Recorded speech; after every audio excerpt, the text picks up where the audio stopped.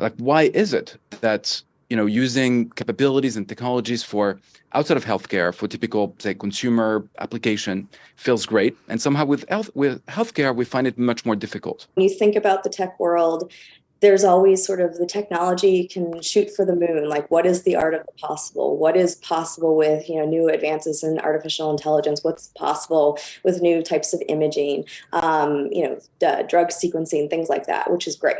This whole idea of move fast and break things works to an extent, but when you think about a highly regulated space, something that is dealing with people's health, it's a little bit different. So, I joke a lot that I am actually the chief translation officer when I talk to folks, whether I'm talking to wonderful technologists or folks that are running hospitals in over 30 states that we cover. And how do you sort of bring them to the same table where they're speaking the same language? The technology is at the top of the staircase.